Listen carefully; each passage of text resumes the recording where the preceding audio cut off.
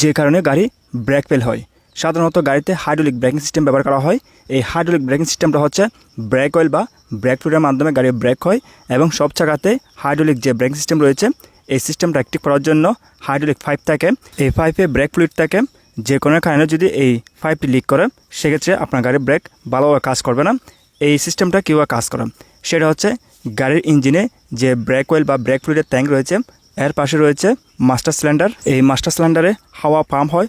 যখন আপনার গাড়ির ইঞ্জিন চালু থাকবে ওই সময় মাস্টার সিলিন্ডার খুব ভালোভাবে কাজ করবে। যখন ইঞ্জিন অফ থাকবে তখন মাস্টার সিলিন্ডারে হাওয়ার প্রেশার কমে যাবে, যার কারণে অনেক সময় দেখা যায় গাড়ি স্টার্ট বন্ধ হয়ে গেলে ব্রেক ভালোভাবে কাজ করে না। মাস্টার সিলিন্ডারের হাওয়ার প্রেশার এবং ব্রেক ফ্লুইডের মাধ্যমে আমাদের গাড়ি খুব ভালোভাবে ব্রেক হয়। মাস্টার সিলিন্ডার থেকে দুটি পাইপ এবিএস মোটরের সাথে কানেক্ট হয়েছে। এই দুটি পাইপ হচ্ছে ইনপুট এবং এই মোটরের সাথে 4টি পাইপ রয়েছে। এই 4টি পাইপে হচ্ছে গাড়ির 4 চাকার ব্রেক সিস্টেমের যে ব্রেক ফ্লুইডের পাইপ রয়েছে এই পাইপগুলো এখান থেকে কানেক্ট হয়েছে। আপনার গাড়িতে যদি কোনো একটি চাকাতে ব্রেক কম হয় সেক্ষেত্রে এই কানেক্টেড যে পাইপ রয়েছে এখানে যে কোনো একটি পাইপে হয়তো বা সমস্যা হতে পারে। যদি কোনো একটি পাইপ লিক করে সেক্ষেত্রে কিন্তু কি আপনার গাড়ি ভালোভাবে ব্রেক হবে না। অনেক গাড়িতে দেখা যায় সামনের চাকাতে ডিস্ক ব্রেক থাকে এবং পিছনের চাকাতে ড্রাম ব্রেক থাকে। যদি এই এবিএস মোটরের যে 4টি পাইপ রয়েছে এখানে যদি কোনো সমস্যা থাকে সেক্ষেত্রে আপনার পিছনের চাকা আর সামনের চাকার ব্রেক একই সিস্টেমে হবে না, একই নিয়মে হবে না। কোনো একটি পাইপে যদি সমস্যা থাকে তাহলে কিন্তু কি পারফেক্টভাবে আপনার গাড়িটি ব্রেক হবে না। আপনি যখন গাড়ির সব চাকার ব্রেক অ্যাডজাস্ট করবেন, অ্যাডজাস্ট করার পর যখন গাড়ি চালাবেন কখনও যদি গাড়ি ব্রেক করার সময় গাড়ি ব্রেক কম হয় কিংবা আপনার মনে হচ্ছে কোনো একটি জায়গাতে ব্রেক হচ্ছে না বা একটি জায়গাতে বেশি হচ্ছে একটি জায়গাতে ব্রেক কম হচ্ছে, এভাবে মনে হলে আপনি কীভাবে বুঝবেন আপনার গাড়ির সব চাকার ব্রেক ঠিক আছে কিনা।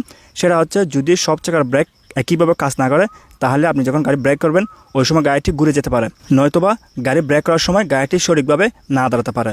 তাহলে আপনি কীভাবে বুঝবেন আপনার গাড়ির ব্রেকের সমস্যা রয়েছে সেটা হচ্ছে ব্রেক ফ্লুইডের যে রিজার্ভ ট্যাঙ্ক রয়েছে এই রিজার্ভ ট্যাঙ্কের দুটি অপশন রয়েছে, একটা হচ্ছে ম্যাক্স একটা হচ্ছে মিনিমাম। যদি ব্রেক ফ্লুইড শুকিয়ে একদম কমে যায় মিনিমামে চলে আসে অথবা রিজার্ভ ট্যাঙ্কে যদি ব্রেক ফ্লুইড দেখা না যায় তাহলে বুঝতে পারবেন আপনার গাড়ির ব্রেক ফ্লুইডের যে সিস্টেম রয়েছে যে ব্রেক অয়েলের পাইপ রয়েছে বা ব্রেক ফ্লুইডের যে পাইপ রয়েছে ওই পাইপটি কোনো একটি চাকাতে লিক করেছে। যদি আপনার গাড়ির ব্রেকিং সিস্টেমে কোনো সমস্যা না থাকে তাহলে ব্রেক ফ্লুইড একবার ফুল করলে আপনি কমপক্ষে প্রায় 1 বছর গাড়ি চালাতে পারবেন। ব্রেক ফ্লুইড সহজে শুকায় না। যদি আপনার গাড়ির ব্রেক ফ্লুইডের সমস্যার কারণে আপনার গাড়ির ব্রেক না হয়, আপনার গাড়ির ব্রেক সিস্টেম যদি কাজ না করে তাহলে আপনি ওই গাড়িটি কীভাবে সার্ভিস সেন্টারে নিয়ে আসবেন সেটা হচ্ছে মনে করেন আপনি এমন একটা জায়গাতে গেছেন যেখান থেকে আপনি গাড়ি টেনে আনার জন্য কোনো একটি গাড়ি আপনি পাচ্ছেন না, আপনার গাড়ি চালিয়ে আসতে হচ্ছে। সেক্ষেত্রে আপনার গাড়ি ব্রেক না কাজ না করলে যেটা করবেন, যেহেতু গাড়িতে পার্কিং ব্রেক রয়েছে পার্কিং ব্রেকের সিস্টেমটা হচ্ছে কেবলের মাধ্যমে হয়ে থাকে। এখানে কোনো হাইড্রোলিক পাইপ বা কোনো ব্রেক ফ্লুইডের প্রয়োজন হয় না, এটা হচ্ছে কেবলের মাধ্যমে ব্রেক হয়ে থাকে। আপনি যখন গাড়ি চালাবেন ওই সময় গাড়ির স্পিড একটু কম রাখবেন। যেখানে আপনার ব্রেক করতে হচ্ছে ওখানে আপনি পার্কিং ব্রেকের সাহায্যে গাড়িটি ব্রেক করবেন এবং গাড়ির স্পিড যখন কম রাখবেন আস্তে আস্তে আপনি চাইলে খুব সহজে সার্ভিস সেন্টারে নিয়ে আসতে পারবেন।